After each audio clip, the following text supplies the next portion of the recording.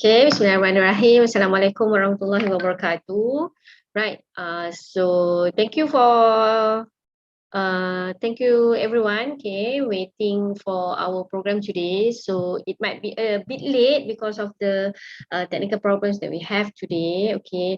So while waiting for the speaker today for Think Big webinar series program, so I would like uh, apa everyone here, participant here, to extend this invitation, okay, to other students, okay, to join, come and listen to us for to listen to the talk. Okay, will be given by our Professor Dr.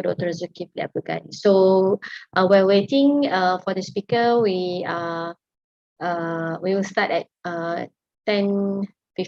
Okay, all right. So we have Shafika here, Nurul Afika. So please ask friends and other your classmates, okay, to join our program today.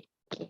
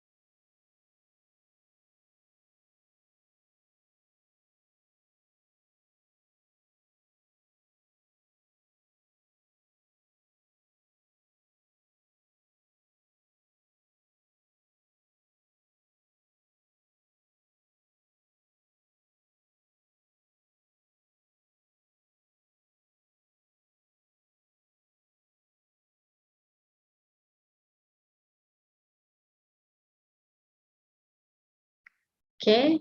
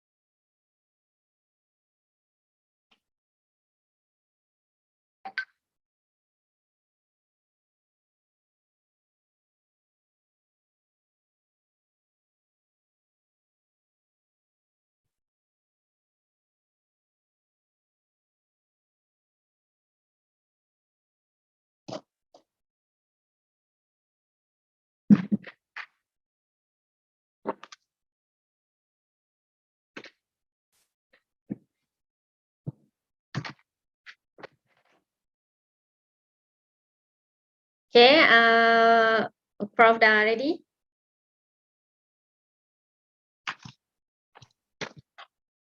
Okay, Dr. Wazia. Right.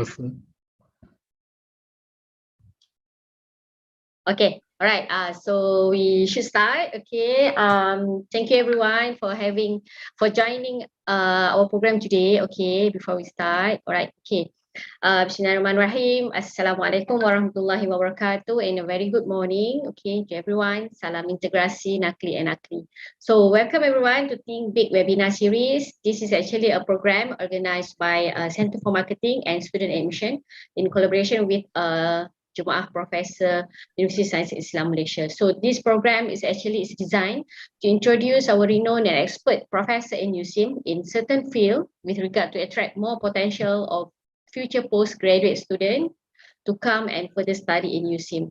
So today we are very grateful as we managed to have Professor Dr. Zulkifli Abdul Ghani, a professor in Dakwah and in Dakwah program, Faculty of Leadership and Management. So before we start, so I would like to read a short bio of our speaker today. Okay, Professor Dr. Zulkifli Abdul Ghani is currently a visiting professor at Istanbul, Rumeli University, Turkey, and Professor of Dakwah and Media, Faculty of Leadership and Management, University of Science Islam Malaysia.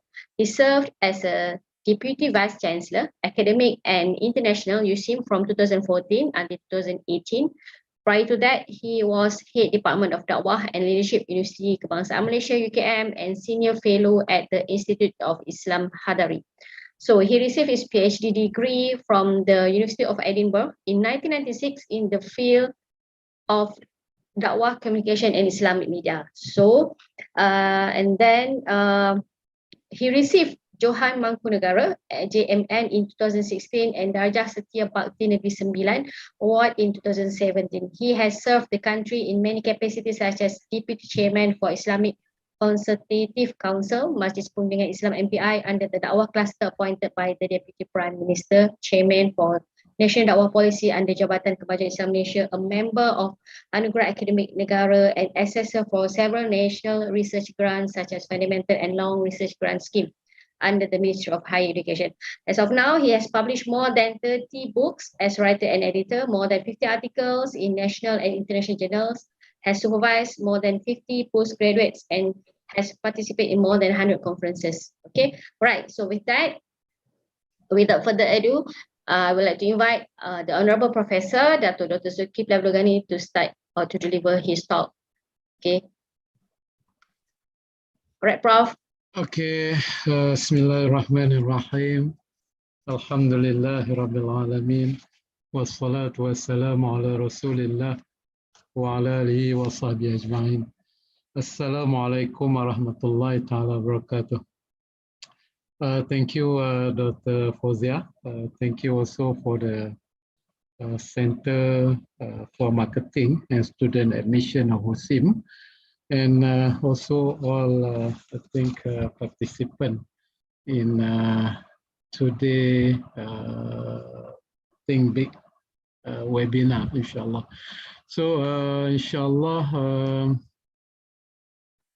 I will share my slide now, Dr. Fozia. So hopefully everybody can see. Yes. The title for the talk today is on the Dawah through media platform, many players and also many content. So first of all, I think we need to look at this big issue surrounding us today, especially when I think the game changer already happening around us, especially with the introduction of new media technologies. So I hope we can have two-way communication, Dr. Fozia, before I proceed with the title. Perhaps the participant also, I think, can have a Q&A with me so that I think I can share some view on this topic. Right. Do you want to ask me something on this, Dr. Fuzia, before we start? Yes, Dato'. Do you want to ask me something? um you want to, if any participants here has questions before start? No, a question from you, Dr. Fuzia. Okay. Oh, you asked me to prepare 5 questions, right? Dato', right? Okay. Okay. Anything you want to ask before I start with this title? Okay. Anything in my head. Okay. Apa-apa saja yang di sekarang ini. Alright. Okay. Anything. Alright, okay. Dakwah through media platforms, many players and contents. Okay, Dato', what do you think? What is your opinion on? Okay, some group of people say that when we do dakwah, we should not portray ataupun post tell everyone. Okay, but sometimes there are also some people yang agree with that because they have to know where and how the donation berlaku happen and vice versa. So apa pandangan, what is your opinion, Dato', on this matter? Okay, so I think the topic is quite wide, Dr. Fozia. That's why I mentioned here many players and also content. I try to describe Dawah through media based on the history, and also we need to understand from the perspective of Quran and also Sunnah. Before we start to look at what currently happened, because when we have, for example, too many contents, and also under the so many platforms. So what is our reaction, and also how we can choose the quality content, for example. I will go detail after this, but just to know what is in your mind, Dr. Fozia, when we share this title. So I think I will move to second part to look at this thinking framework of Dawah and media. Inshallah, I will switch to Bahasa Malaysia towards the end of this talk. First, when we think about Dawah and media, we have two important keyword here. One is Dawah and the second is media. I can, I think, briefly share here some misunderstanding about the term Dawah, because normally when we relate to the media, people will have a look at the so-called popularity, because media can reach a million of audience. So that's why we need to go back, look at what the Quran said about the media, and then after that we connect how to conduct dawah through the media efficiently. So from the Quran, I just choose this, we call it manhaj rabbani, ud'u ila sabili rabbika bil hikmah wal mau'izatil hasanah wajadilhum billati hi ahsan. If we look at this verse 125, Surah An-Nahl. So Allah Subhanahu wa Taala mentioned about this manhaj rabbani. This manhaj actually can be applied evergreen throughout the time and the place.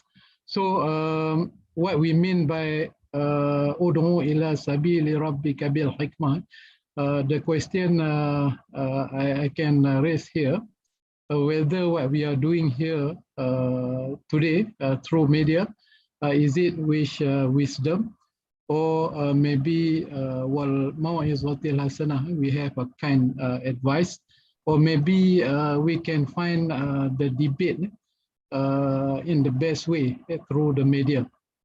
If you look at the comment, for example, we have produced so far, we call it instant da'i through media. For example, we have Pencetus Ummah program, for example. Earlier than that, I think we have a program like Adik-Adikku, the reality program on TV.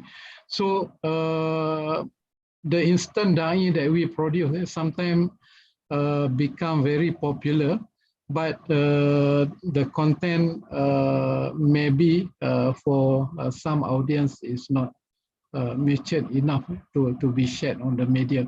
So that is among the issue. And this, what we call it, the doing the da'wah with hikmah. Hikmah means a lot if we go back to the Islamic tradition. For example, I can share here, sometime we browse internet, for example, we may find some data that is the very basic or the lowest part of the knowledge hierarchy in Islam. So the data has no meaning actually. You can find the data in the form of numbers, or in the form of text, in the form of a symbol, for example, until you have generate some meaning from the data. For example, we started to understand the real meaning, so it become the information. So if we look on the knowledge hierarchy in Islam, I remember when we started the program, we call it multimedia super corridor in Malaysia in the midst of 90s, about 26 years ago. There is a song that being played by radio and TV, for example, on information society. That what we want to be at that time, information society. So when we I think going matured on this issue, we move to another level. We call it a knowledge society, or maybe if you look at the Islamic history, this is not enough actually. In the Islamic history, for example, in the Abbasid time, we do have the great Baitul Hikmah. So what we call it, Baitul Hikmah in the history, not the Baitul Ilmu. So we need to raise the question, why Baitul Hikmah, not Baitul Ilmu? Because the third level of hierarchy in Islamic knowledge is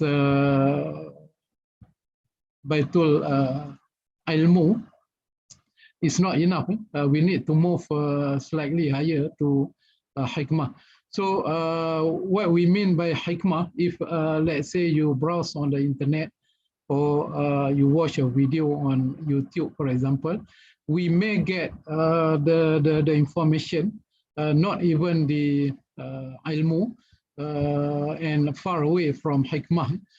So hikmah means you understand, and then you, I think you share with others, and also the knowledge become beneficial to you as well as to society.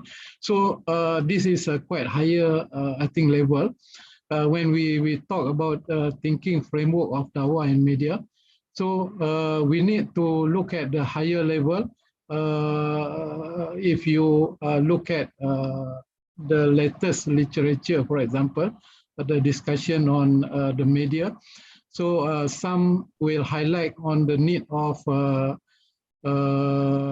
knowledge or wisdom society, not longer the knowledge society, but wisdom society. That is the I think quite higher level when we discuss about framework of Dawah and media.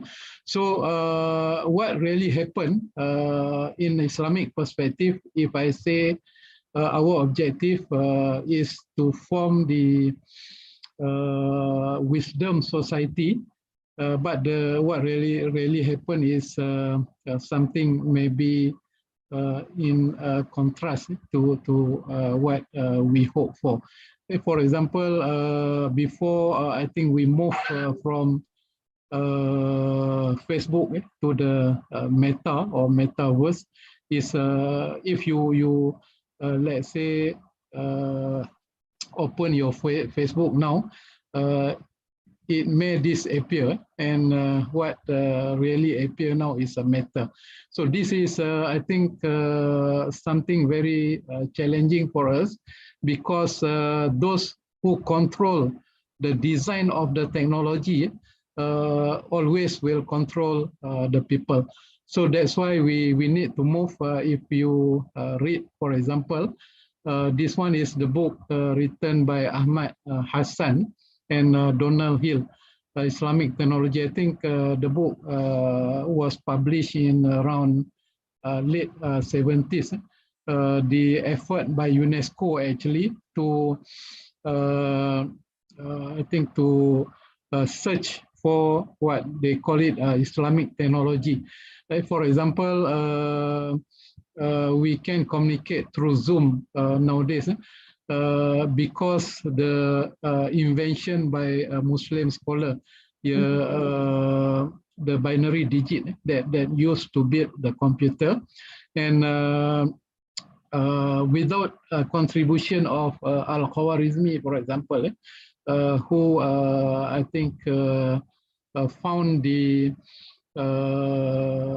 number 0 and then translated to the binary digit 0 and 1. This is a really technical part, but still we can say this is a contribution from Islamic technology.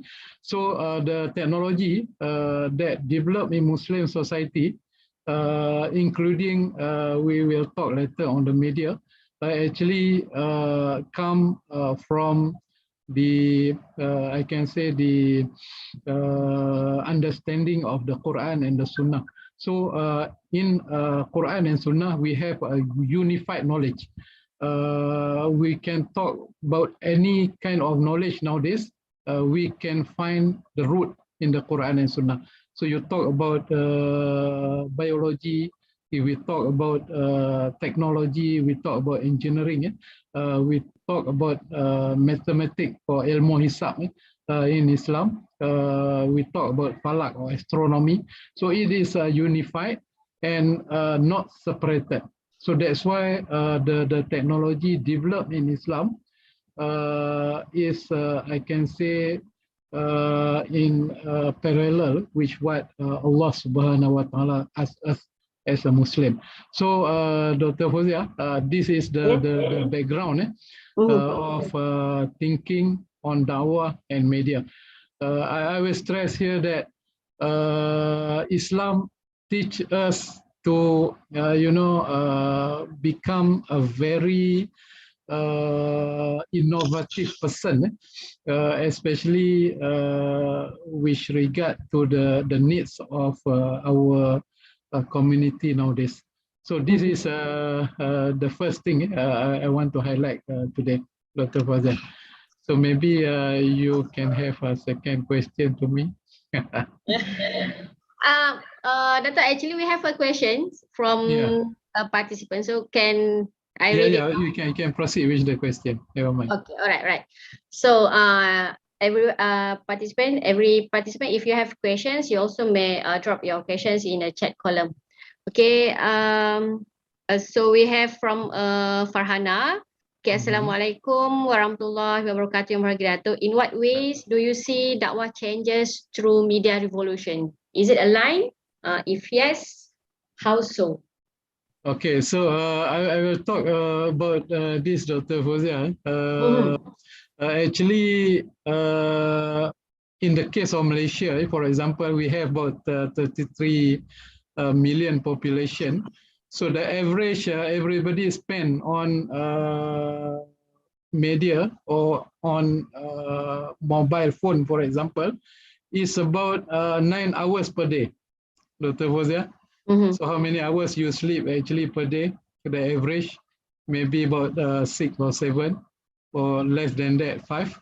But we spend more time actually on our mobile phone. So what actually we are doing? So this is the question. I will go detail on that in comparing this issue between the traditional role of the media and also the current, I think, changes. So let's look at the relationship between dawah and media. When we say that Islam is a missionary religion, what is meant by missionary? Because dawah actually is the most obvious sunnah of the Prophet sallallahu alaihi wasallam. Why the prophets are being sent to us? This is the question. Why the prophet being sent to us? Because to do the da'wah. So there are two things in da'wah. Number one is for conversion. And number two, actually to share living Islam with the Muslim, to enhance the belief, the aqidah, and also the practice of Islam. So if we look at these two type of da'wah, sometimes we may forget about the first one, for conversion, sharing the belief with non-Muslim, and the focus actually for delivering the message or persuading, if I can say, and then up to the hidayah of Allah subhanahu wa ta'ala for those mad'u. So as a communicative religion, of course we need to communicate, and I can say the media is the means of communication, and many actually think that the media is a very I think influential tool to disseminate the message of Islam. So if we look at the Quran again, sometimes we forget because we use the term that the term originally from the Quran, but because we are not familiar with the substance of the content, I share here. For example, I think some of us use Yahoo Messenger to communicate. So do we understand what is the meaning of messenger, Dr. Fauzia? Messenger, yeah. Dia macam perantara yang tukang menyampaikan tu kan, Datuk kan? Even Dr. Fauzia also become confused. If we translate Nabi, for example, or we translate Rasul, for example, Rasul is a messenger. Okay, so what is the difference between Yahoo Messenger and the messenger as mentioned in the Quran, for example? So I mentioned here at least 138 places you can find the term naba. Naba means news. It can mean I think Nabi or the prophets as the carrier of the naba, and then they share or they disseminate the message to us, to the people. And also we can find the term Rosala, for example, Khabar or Khabir, the owner of the news. khabar. So that's why in the Quran, for example, if we read Surah Al-Hujurat, for example, Ya ayyuhallazina amanu in ja'akum fasiqun binaba'in fatabayyanu. So the term is naba. Yeah, when someone bring the news, the naba, you need to verify. If fatabayyanu. So that is the concept. But very unfortunate if we look at the application on this verse in the Muslim society, for example. Do we organize the real news agency to carry on our own message through the media? So this is a big issue when we look at the understanding of the Quran and the practice of Muslim nowadays. Yes, I can say in the history we found some, the reaction to the media. Many actually angry with the media, especially when the Western actually monopoly the news agency, the big news agency, and then they, I think, spread the negative impact to the Muslim, and also is involved also the changing of Islamic value because of the media. So in the West, especially, we know about the Islamophobia. That is the approach of especially the big media agency, how they portray Islam in negative perspective. So that's why if let's say I bring from the history, for example, when we are talking about the media, at one time we have the term electronic media started maybe with radio and then move on to the television. And I think the current so-called new media actually is a new phenomena. It is about I think 50 years from 70s till today. So why Muslim angry with the media? I think the issue is on the stereotype conducted by the media. What is meant by stereotype? Normally, I will explain later that before this we have the term like a gatekeeper.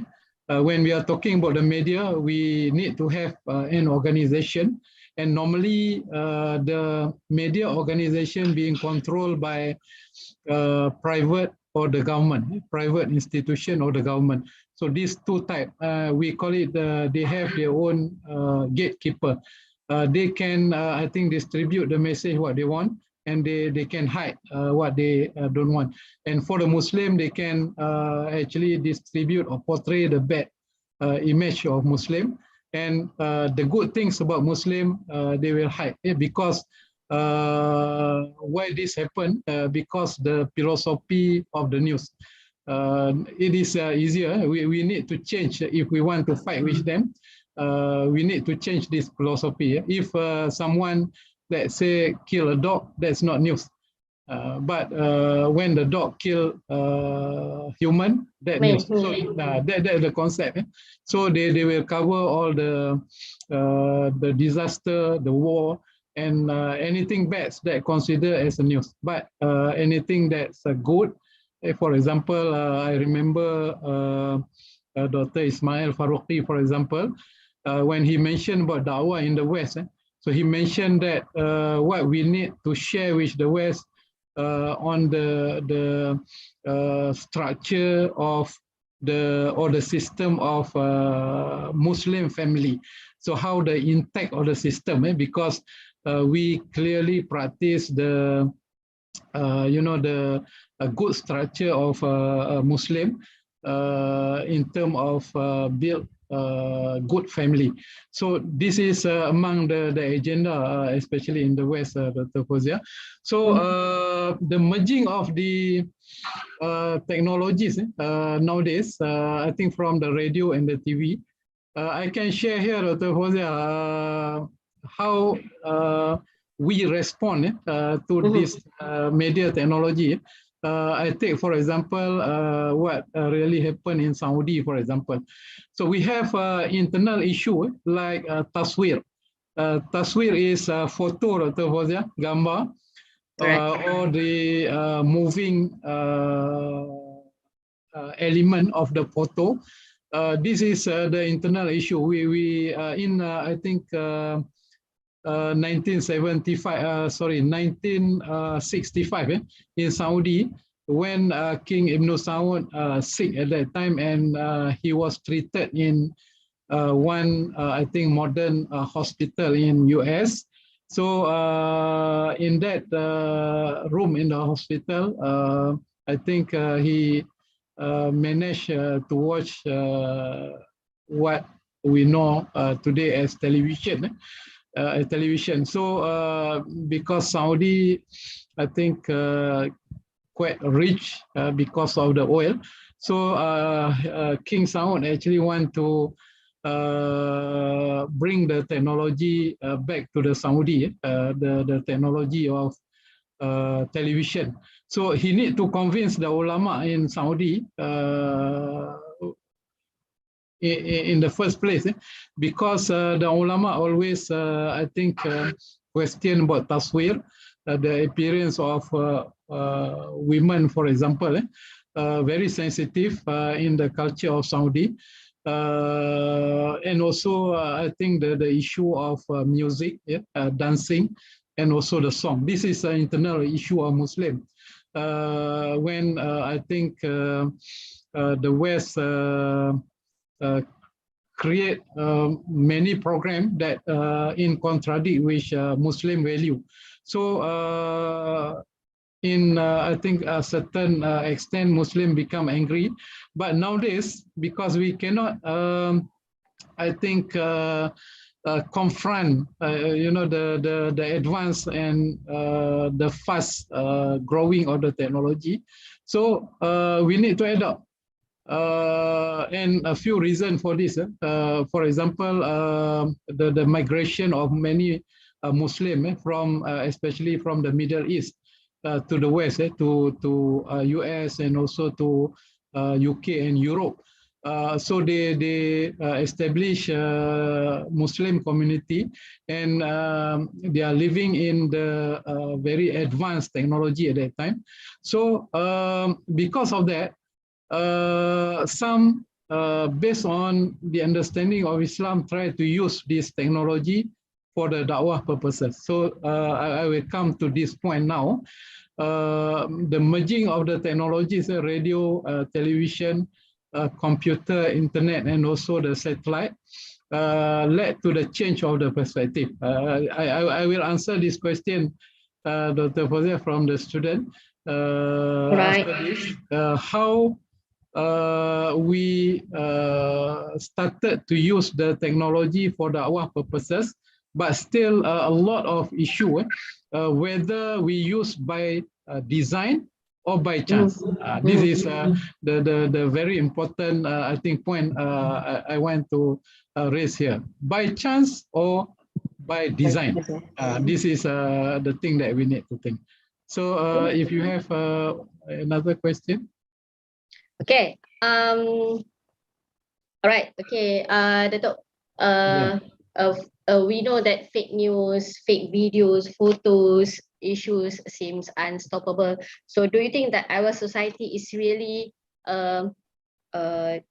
checking or alert, or do they do fact checking before they share viral news, viral photos, viral issues? So what is your opinion on that? Okay, so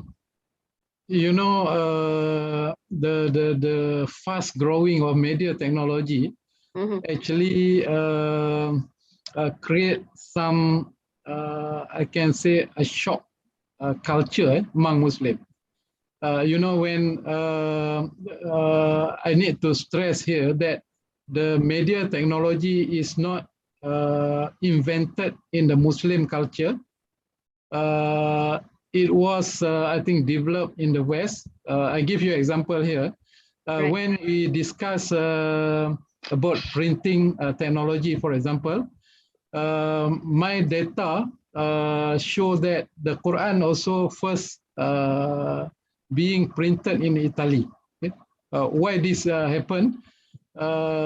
Because in our community, especially I think in Istanbul, in around 70, 30s, we have printing, I think, a company in few printing companies in Istanbul, but it was banned by the authority at that time. Why? Because the printing at that time being used especially by Western producer to distribute the so-called bad message for the Muslim at that time. And then also when we are talking about printing, you can read one article by, I think, published in Journal of Islamic Studies, if I'm not mistaken, by Francis Robinson. So the title is Technology and Religious Change, Islam and the Impact of Print. So what he discovered in this article, why we close our printing, I think, company in Istanbul, because some ulama said it is haram, to print Quran, especially when they relate to the use of printed machine. When the printed machine, actually, some say being cleaned by pig fur, bulu babi. So this is the issue in a Muslim society at that time. So that's why around, I think, 20th century, early, for example, in Malaysia, 1906, and in Indian subcontinent, I think earlier than that, the time of Muhammad Abduh and also Jamaluddin Al-Afghani, they started to use a magazine to distribute the Islamic message. And also they share the content to fight for independence of Muslim country from colonial. So this is about 100 years ago. We started to use printed media, and when it comes to radio, we don't have a problem because I think it's easier to produce content by using audio. But when it comes to television, as I said, we have some problem on the taswir. But later on, after the merging of the technology, nowadays, with regard to the new social media, I think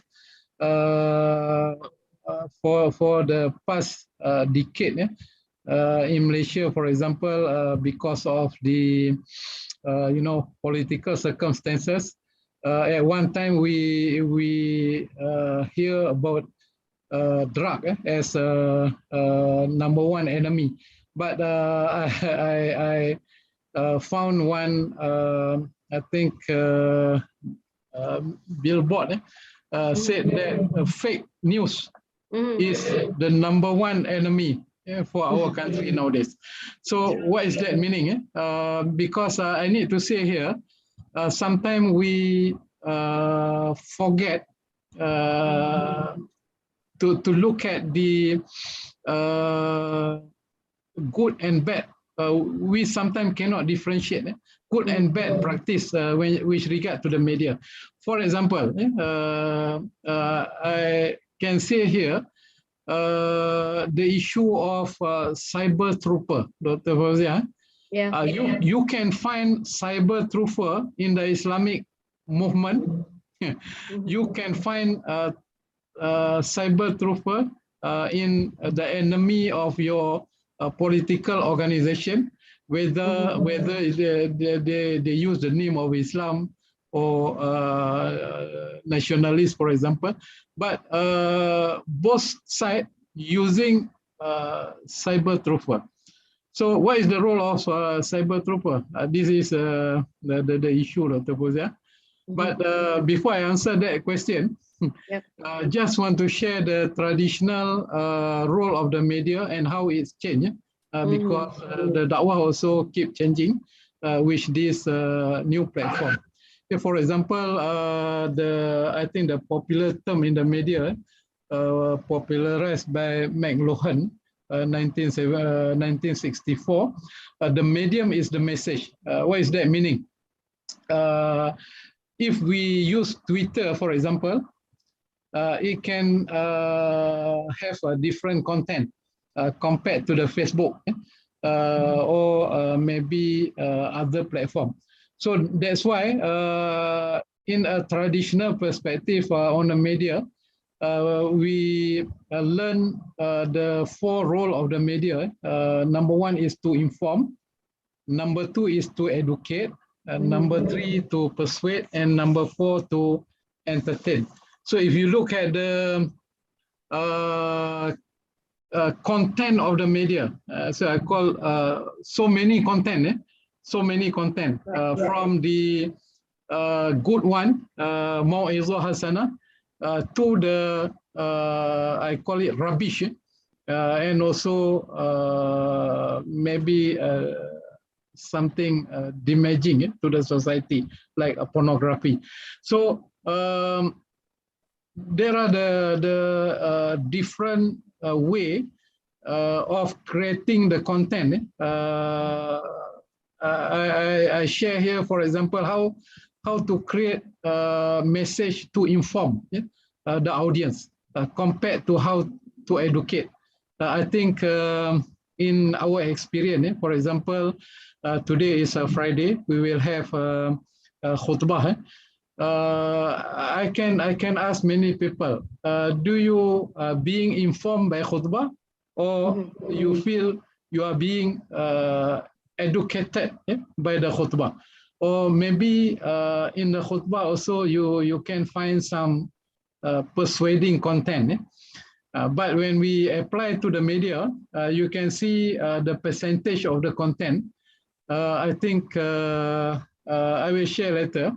For example, Dr. Fozia, I think this is very brief. I'm looking at the time. It's about 11 now. my computer. So to make it brief, if you look at the content, Facebook, for example, this is I think the most popular platform nowadays compared to YouTube. But you know, Dr. Fozia, if let's say you live for 300 years, okay, you perhaps still can watch a video on YouTube, never ending, for 300 years without sleep, without I think eating, doing something else. So you can see the huge amount of the video on YouTube. This, so how to choose the productive content? We say some of our da'i, for example, use this platform to disseminate da'wah content. Correct. How many I think audience you managed to get from this platform, and how effective this is the issue, the content to our life actually as a Muslim, or some call it, Dr. Fozia, the disruptive gadget in our life. Disruptive. We want to do something, but when you start, for example, click on your Facebook, you forget what you want to do.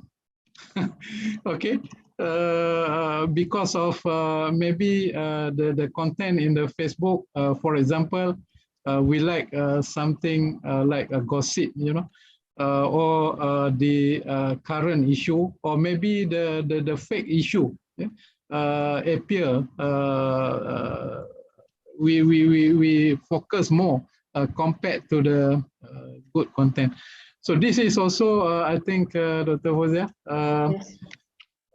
I need to stress here, nowadays we are actually active users. We are not the designers for this technology. Yeah, we are active users, but we need to change this approach.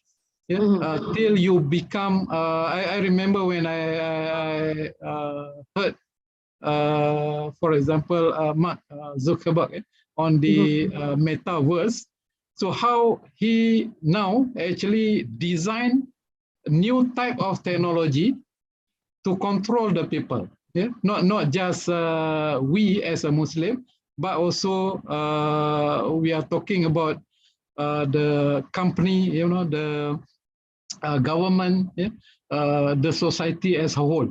So all come under the design of Mark Zuckerberg. So you can see the impact later on. We need to discuss this very seriously if we want to use media for dakwah purposes. Okay, Dr. Wada, if you have another question before we move on. Okay. I have another questions. Okay. But we also have questions from the participants, right? Yeah. Okay. For informations, participants here, we also broadcast through YouTube Live at UC Admission. So please share our talk, our program today to your friends. Okay, so my question is, what are the impacts? Dato', do you think that the social media will give impact to our religious behaviors towards individuals or communities? Do you think that social media can give impact? The content, through the content. Yeah, so saya nak switch to bahasa Melayu. Boleh. Because the purpose of this talk actually, we try to reach, you can share later the recording. Tujuan kita lah untuk reach kita punya audience yang nak continue for further study. Saya boleh share banyak benda lah yang kita actually tidak mengkaji secara saintifik, Dr. Fauzia. Secara saintifik. Bila kita bercakap berkenaan dengan media, selalunya kita akan nampak perkara yang popular. Ya, itu satu aspek yang pada saya sangat memberi impact yang besar. Saya boleh sebut kat sini, kalau kita tengok fragile masyarakat kita, Dr. Fauzia, dalam isu akidah sebagai contohlah, sekadar seorang individu yang boleh menggunakan media, sekarang ni social media, untuk menggambarkan mimpi-mimpi beliau.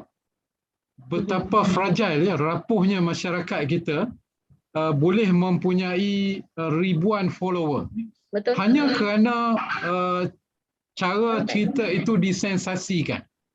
So ini pada saya itu belum lagi masuk kepada soal adab, Dr. Fauzia. Adab, adab kita communicate face to face, berdepan ni kadang-kadang kita jaga adab, tapi bila kita communicate dalam talian, kita lihat betapa hilangnya akhlak dan adab. Dan kita kena ingat, hilang akhlak dan adab itu maknanya dia ke arah keruntuhan satu tamadun. Dr. Fauzia, tamadun ni bukan kita bina sehari dua hari. Kita membina tamadun berasaskan ajaran agama dalam konteks negara kita berteraskan Islam. ataupun kita bercakap dalam dunia yang lebih luas 1.7 bilion umat Islam, bila kita communicate secara online, rupanya kita mendedahkan kehilangan adab. Ini saya rasa penyakit yang besar, Dr. Fazia. Saya share sebentar lalu kat sini. Kalau kita tengok dalam musim COVID ini, data April 2020. Actually dia ada dua approach, Dr. Fazia. Bila kita tanya guna media untuk dakwah, satu, apa yang people nak. Okey, kalau kita tanya audience khalayak kita nak apa? Inilah gambaran dia, nak apa. Tapi yang saya sebut tadi, by design itu, sepatutnya media ini kita design untuk membentuk khalayak, bukan by chance. By chance kerana seorang dua kita punya aktivis yang ingin popular, yang membina diri sendiri. Itu maksud dia. So kalau tengok dekat sini, apa konten yang kehendak khalayak, of course lah. Kalau dah kena MCO selama 2 bulan, kita nak tengok filem, kita nak tengok video, kita nak tengok bagus sikit how to and tutorial video. Ini pun kalau nak bertukang, nak apa dan sebagainya, ini besar. Tapi saya sebut tadi, paling banyak konten dalam platform ini, dia adalah berbentuk hiburan. Bila kita cuba untuk educate, mendidik, kita tak boleh nak elak daripada hiburan. So kita create the term edutainment, education plus entertainment. Itu bila deal with the media. So that's why we need to understand every character of the platform. Macam Mek Luhan sebut, the medium is the message. Jadi maknanya kita kena kreatif dan seboleh mungkin try to suit with the content. Ini sebab kita tak design platform, Dr. Fozia, because kita hanya rely kepada platform yang disediakan oleh orang lain. Jadi sebab itu kalau saya sebut kat sini, contohnya hari ini kita sangat kenal dengan platform untuk melanggan filem, Dr. Fozia. You kenal kan? You nak langgan through apa? Netflix tu. Tapi kalau saya sebut yang diusahakan oleh Muslim untuk lawan Netflix, Alkimia. Berapa orang kita yang pernah mendengar ataupun browse, you can browse after this, Alkimia. Ini satu platform yang dibina oleh Muslim di UK untuk memberi konten ataupun menyediakan konten-konten yang memenuhi syariah compliant. Tetapi sambutannya tidaklah begitu besar. Effort ni baik, tetapi tidak well, I think, shared by Muslim. 1.7 bilion, Dr. Fozia, 1,700 juta umat Islam. Ramai pun tak tahu, tapi lebih tahu Netflix. Itu dia punya kisah sedih lah. That's why kalau you tengok dekat sini, ni secara ringkas because time quite limited. Kalau you tengok negara-negara maju, actually average mereka spend the time dengan media ni lebih berkurangan berbanding dengan third world country, termasuk sebahagian besar third world ni adalah negara-negara Islam lah. So kalau you ambil even Malaysia dengan Singapore spend average dalam 7 jam compared to 9 jam Malaysia. So banyak masa mereka lebih digunakan kepada, I think, lebih produktif.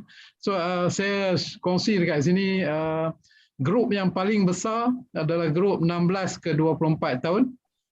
Kemudian diikuti oleh 25 ke 34, 35 ke 44 dan makin berkurangan. Ini data lah, tapi dalam keadaan tertentu mungkin berbeza, Dr. Fozia. Contohnya kalau orang dah pencen tu, saya tengok ada orang yang pencen tu dia almost, saya boleh letak kat sini lebih 12 jam dia dengan telefon je. Dia macam-macam dia komen dalam tu, kita pun tak larat nak tengok lah. So this is the impact. So that's why untuk tujuan research Dr. Fozia, tadi you mention about, saya pergi laju sikit, isu-isu yang berlega di sekitar dakwah dengan media ni, kalau you tengok kita punya kita rasa kita dah share message dakwah, tapi at the same time dia termasuk dalam apa yang dipanggil misinformation. Ya, information overload cerita lain banyak sangat, macam you duduk dalam air yang banyak, banjir lah. So banjir ni mendatangkan bahaya. So kalau information overload pun mendatangkan bahaya. Itu dia punya konsep dia, Dr. Fozia. Kadang you rasa kerana terlalu banyak information, kita menjadi misinformation kerana disruptive teknologi tadilah. Selain daripada itu, beberapa istilah yang boleh kita tengok dekat sini, dia sampai kepada tax slavery. Ini pun antara bahaya when we discuss about negative and positive impact lah, yang soalan tadi. So saya rasa saya pun macam jadi hamba kepada teknologi. Kalau kita bangun pukul 5:30, the first thing kita buat, maybe kita capai telefon, check WhatsApp dan sebagainya, sebelum kita buat benda lain. So it's kind of tax slavery. Apatah lagi kepada grup 16-24 tadi, saya rasa isunya sangat besar, tapi we need to find the real data, Dr. Fozia. Ini maksud saya, for the research, kalau you buat field study for example, sekarang ni kita banyak assumption, macam isu digital dystopia. Apa maksud digital dystopia? Kita keluar daripada rumah ada kamera, kita masuk kereta ada kamera, kita berjalan dekat street ada kamera, everything kita diawasi. Dia macam kiri kanan kita, Dr. Fozia, dalam kita punya pengajian ada rokib dengan hatib itu. Dia punya bentuk. So till this one I think happen in certain society, macam di China sekarang, mereka highlight this one, digital dystopia. Rasa macam everything diawasi. So especially kita dalam hidup ni ada privacy, ada part privacy untuk kita, ada part public. So kalau everything hari ini dalam bilik tidur pun orang buat live, Dr. Fozia, what you are doing dalam bilik tidur, sehingga sampai kepada perlakuan-perlakuan yang saya rasa tak sepatutnya di sharing kepada publik, yang kelucahan melampau dan sebagainya lah. So this is issue yang kalau nak di zoom in untuk research, I think banyak sangat benda, dan kita dah tak boleh nak nostalgia lah kita punya zaman keagungan begini. But the problem yang kita hadapi sekarang, kita tak buat kajian dari sudut saintifik. Dr. Fozia. Ya. Ada itu. So saya rasa kalau saya rasa Datuk boleh ada habiskan dulu, and then kita ada Q&A, ada 2 questions yang menanti di ruangan chat tu. Okay, so saya ingat saya dah cover ni. Ada benda yang baik, Dr. Fozia. Saya highlight negatif dan juga positif. Yang positif impact daripada ni, kalau kita ambil isu kita berhadapan dengan pandemik COVID-19 ni, actually ada banyak benda baik. Kita boleh switch daripada face to face kepada online, tapi still banyak kelemahan-kelemahan lah yang kita perlu lihat. So dalam konteks dakwah dengan media, satu benda yang besar yang saya lihat, message yang saya sebut too many message dengan too many players ni, kita tidak matured enough dalam konteks readiness untuk menerima kepelbagaian. Sebagai contoh, dalam isu fiqh mazahib, perbezaan mazhab, Dr. Fozia. For example, saya ambil contoh ringkas. Kalau saya pergi ke Turki sebagai contoh, mereka bermazhab Hanafi. Kita agak pelik lah kalau seorang ustaz yang mengajar di Islamic Studies, satu hari dia masuk dalam kelas sambil pegang anjing dia. Oh. Pegang anjing Dr. Fauziah, bawa masuk kelas depan student. Itu pet dia. Ustaz ni, kalau itu dipraktiskan dekat Malaysia, agak-agak apa reaksi kita? Betul. Berbagai reaksi kita kecam agak dan kemahan. Jadi ribut lah maksudnya kan. Ribut. So fik mazahib, kita tak ready. That's why bila kita dengar for example talk daripada Dr. Zakir Naik, Dr. Zakir Naik mungkin banyak isu akidah dengan dakwah kepada non-Muslim. Tapi kalau kita dengar yang bercakap soal fik dalam arena internasional, yang berbeza mazhab yang bukan dalam kebiasaan kita, kita akan cepat melenting, cepat responsif, dan kalau boleh bagi komen dekat site mana-mana yang kita ada tu, macam-macam lah kita komen. Padahal ilmu kita dalam fiqh mazhab tak cukup. Itu contoh saya boleh bagi dekat sini, and then that one kita boleh study lah banyak. So kalau untuk research dalam konteks dakwah ni, saya bagi pada 5 lah Tuan Fauziah. You boleh tengok dalam konteks ini kita panggil elemen atau arkanul dakwah.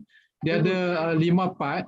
Satu, you boleh study on da'i, communicator. Da'i ni bukan saja individu. You boleh study individu, tapi you boleh study juga organisation. Macam saya sebut tadi, news agency, Muslim news agency for example. Itu kita boleh group dalam what we call it communicator, berhadapan dengan new media. So dulu-dulu dia dikawal konten, tapi bila kita dapat teknologi yang membenarkan user generated content, kita tengok hari ini dengan web 2.0 tu, masing-masing menjadi jurnalis Dr. Fauziah. Padahal tak ada training pun untuk jadi jurnalis. Macam mana nak buat konten yang beretika, yang tidak mencetuskan isu-isu, macam apa gambar yang tak boleh kita share dekat public. Kalau you nak share, you kena blur kan. Itu diajar dalam journalism, ethics in journalism. Tapi bila everybody become journalist, Dr. Fauziah, yang tak ada training, yang tak ada apa, kalau ada accident, dia dululah yang ambil gambar, bukan dia nak tolong, dia ambil gambar, dan gambar itu dipost dekat mana-mana platform yang ada, tanpa mengambil kira sensitivity dan sebagainya. So banyak benda you boleh study on da'i, you boleh study on mad'u, on the audience. Tadi saya sebut banyak jenis audience kita. Kita boleh study on the content. Content actually ada metodologi lah, like content analysis. Content analysis ni ada metodologi dia. Kita boleh adapt di mana-mana metodologi yang sesuai, yang scientific, yang boleh kita provekan hasil dia. Kemudian kita ada manhaj, metodologi, kaedah ataupun cara. Dan yang paling besar saya rasa when we deal with dakwah dengan media ni adalah efek ataupun al-asar, kesan daripada media. Kita kena ingat dekat sini, dekat Western punya agency, mereka ada bukan individual yang buat kajian tentang impact ni. Kalau yang berkait dengan politik, dia ada agensi besar yang mempunyai kaki tangan yang terlatih, profesional, even hire ataupun outsource untuk membuat kajian impact, dan ini digunakan untuk tujuan marketing dan sebagainya, Dr. Fauziah. Saya rasa that's all yang saya nak kongsi dengan masa yang terbatas. Terima kasih. Right, okay. Alhamdulillah, terima kasih Datuk for the enlightening speech. Okay, so kita dah dapat orang kata idea-idea, okay, input. Kalau mana-mana pelajar yang join kita, okay, dah ada idea untuk to explore research on this field ke, certain area ke. So if you are interested untuk to explore on media and dakwah, so boleh share kan apa orang kata link kita, program kita pada pagi ini kepada yang lain-lain juga, so that sama-sama akan dapat input ataupun knowledge on media and dakwah. Alright, okay Dato', we have questions from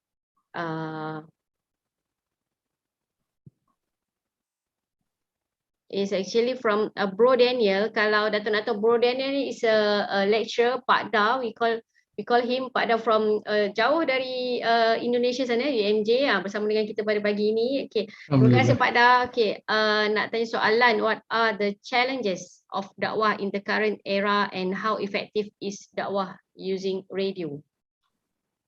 Yeah, I think, thank you, Pada. So if we are talking about dakwah through radio, I mentioned about the merging. Actually, radio also is a mobile nowadays. Mobile, you can access and even radio also. For example, Radio IKIM. At the same time, they broadcast live through video. So that's you can see how the change of the infrastructure of broadcasting.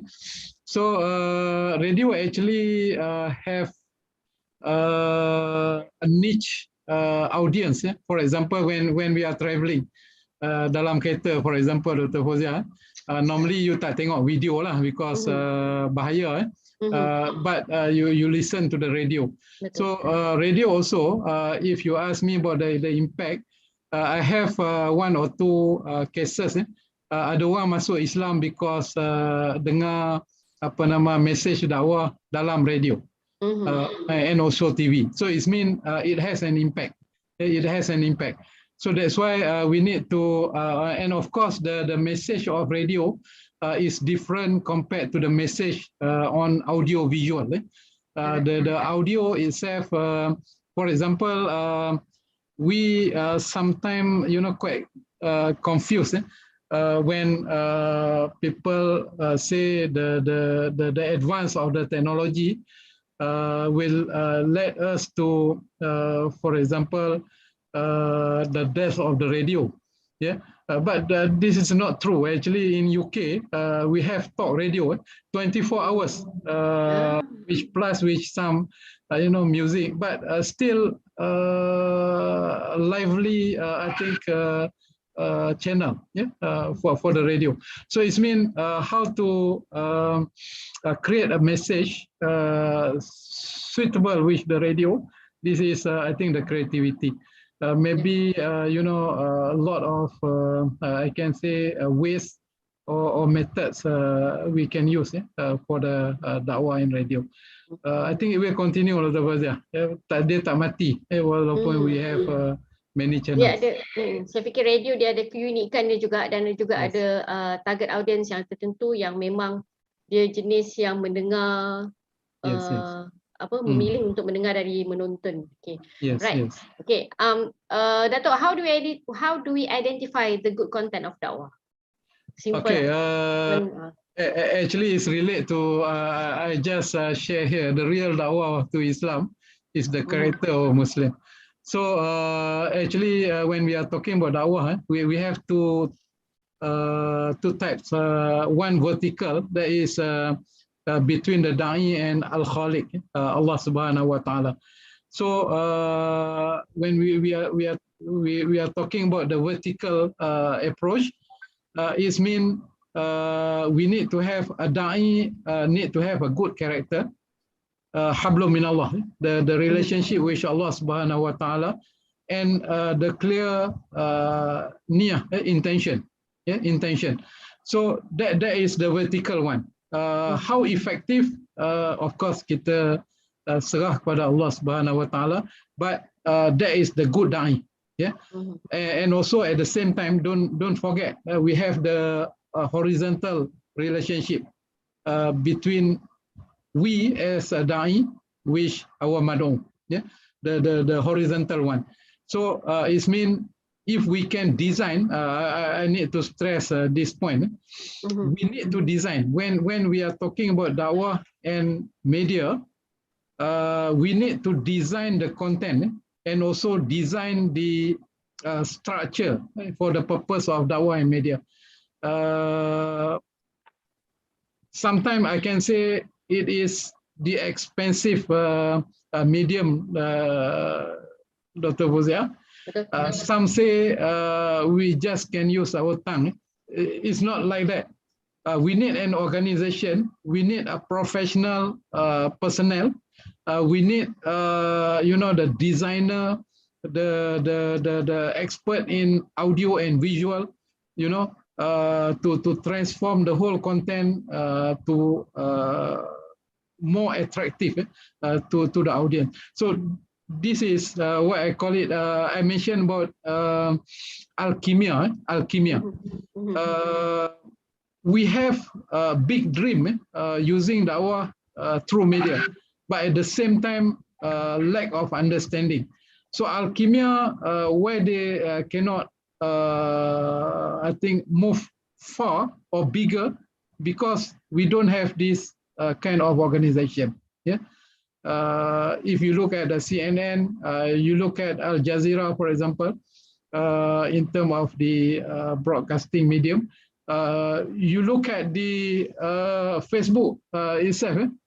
They need the capital, a big amount of capital, I think, to become a big or champion in this medium. Okay, Dr. Fawzia, I think maybe we already covered. Okay, right. One more question, Datuk, from Dr. Khatijah. Okay, thank you for listening and joining us, Dr. Katie. Okay, saya juga nak tanya Datuk regarding the cyber troopers. Apakah akta yang ada di Malaysia pada masa kini, if any situation occurrences that we can sue them? Bolehkah kita nak dia tak ada, Dr. Fawzia, tak ada akta spesifik untuk cyber trooper. Yang kita guna sekarang ni adalah MCMC, fake news, dan juga beberapa related akta lah, macam hasutan dan sebagainya. So so far we can rely on those akta, but from my view, we need to educate our citizenship lah, warga negara ni, to I think more literate when we are talking about social media, and also literasi yang we mention here. Literate ni, this is not just literate in term of technical, but literate in term of adab as well. This one is very important. Literate non adab. Kalau you face to face, you tak buat begitu, tapi when you go online, you hilang you real character.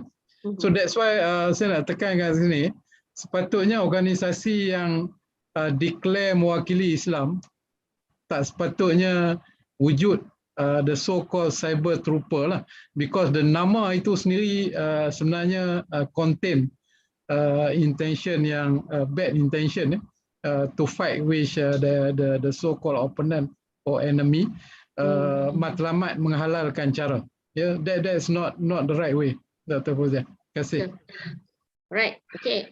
Datuk, kita dah tahu tadi apa, Datuk dah ceritakan pasal cyber troopers. Okay, kita ada dari sudut hukum agama, fatwa, adakah dah digazetkan sesuatu? Tapi saya ada terbaca tadi tentang Facebook fatwa, macam tu lah. Actually ada guideline dikeluarkan zaman Datin Sri Wan Azizah.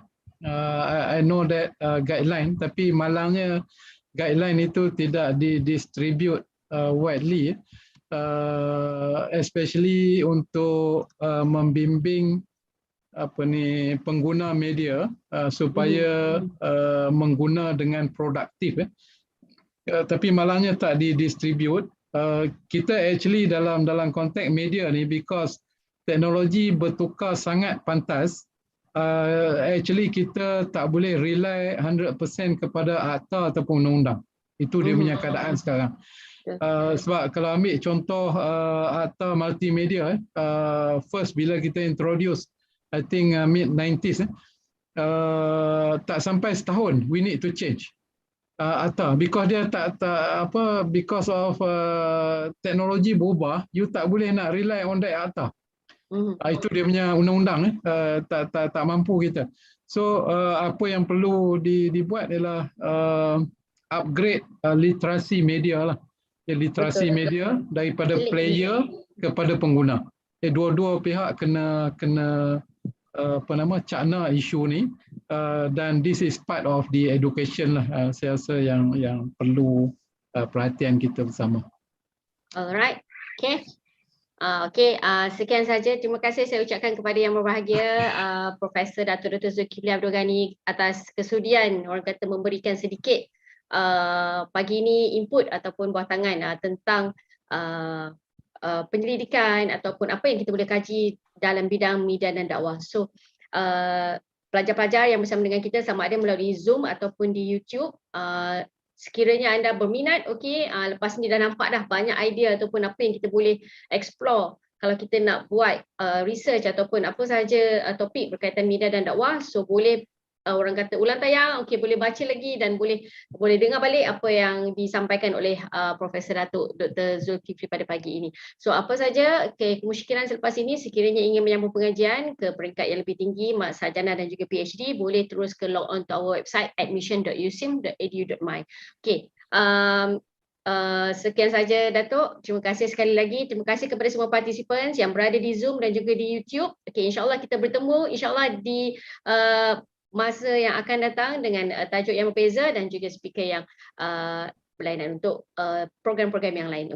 Terima kasih semua. Mohon maaf atas kesilapan teknikal yang kita hadapi pagi tadi. So kita lambat sikit untuk kita mulakan program kita pada pagi ini. Terima kasih semua. Assalamualaikum warahmatullahi wabarakatuh. Assalamualaikum warahmatullahi wabarakatuh. Terima kasih, Doktor. Right. Ya, Assalamualaikum. Thank you, Doktor. Sama.